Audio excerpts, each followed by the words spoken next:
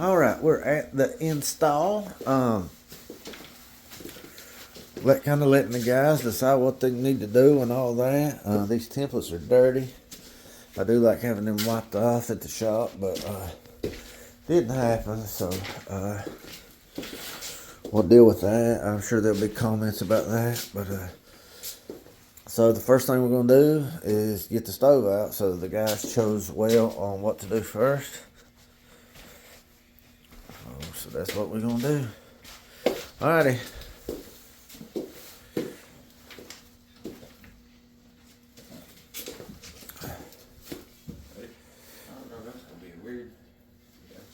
You're gonna have to pull your side out because I pulled this corner out.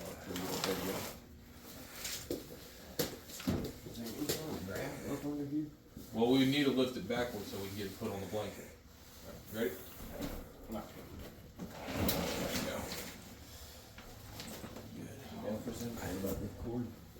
Good. We'll worry about that. Ready? Alright, if you want to lift it up, I'll put some of this up in there, and then you can tilt it forward or whatever. Well, never mind. Ready? Don't worry about it. Here, we can probably slip this straight up, honestly. Ready? 1, 2, 3.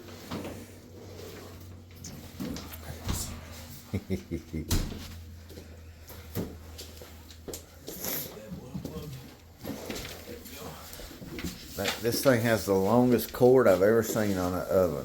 Look at that.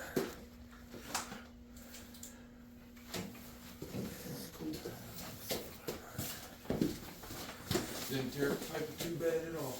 That cord is the opposite of Hayden's groin. So what we're going to do is we're going to leave this oven here because this top is loaded first or loaded last, which means it comes out first.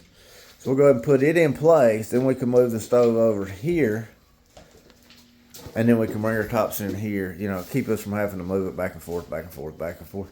This is a pretty cool stove. It's not gold. The glass on top's weird.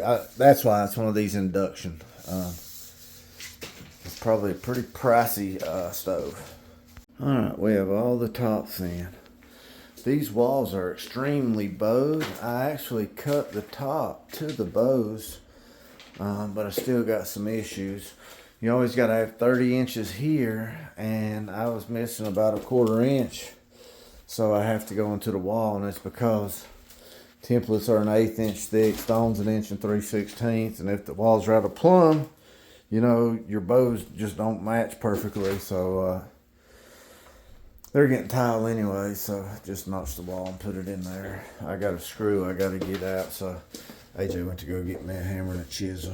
Hayden just asked me, because we use color match silicone, which color we would use, and he suggested straight white, and we could absolutely use straight white to match the cabinets.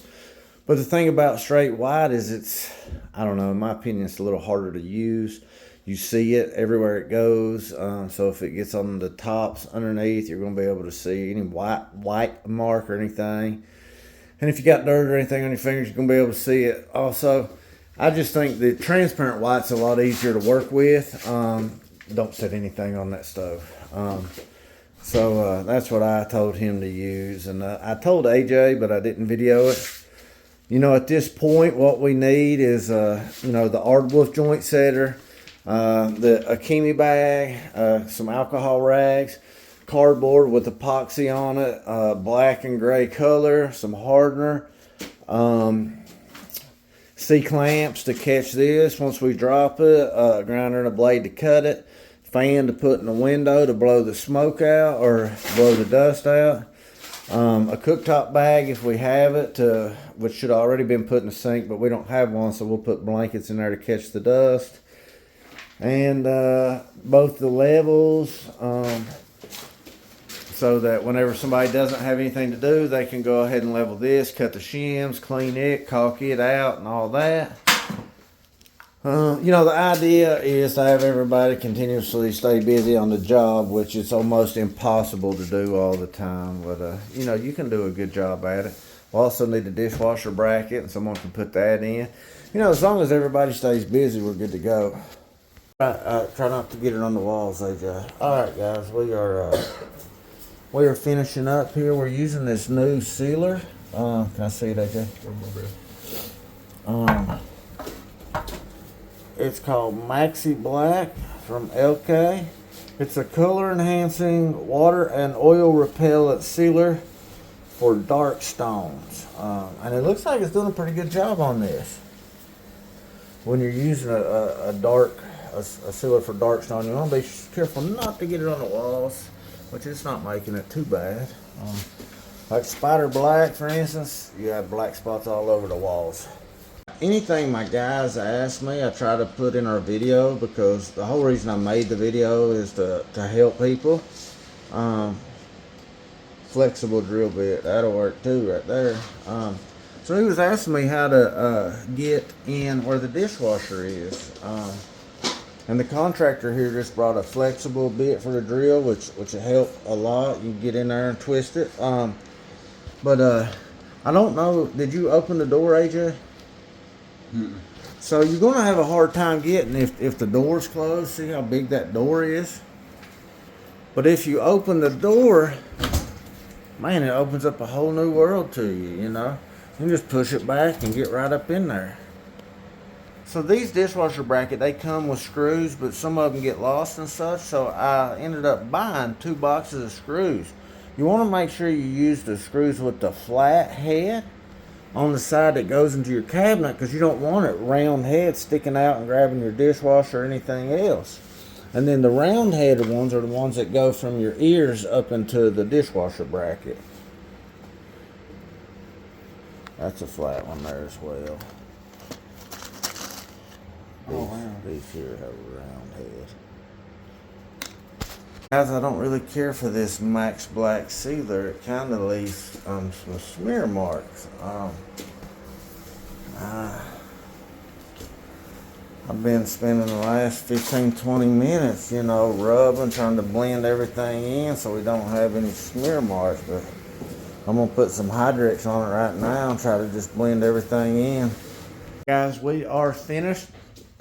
Went back over everything with the Hydrex. I didn't really like that Max Dark Sealer at all.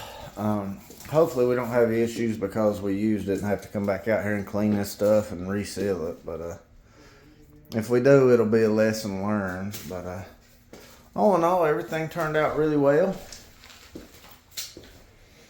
I'm happy with it. This is our seam right here. I think it turned out pretty good.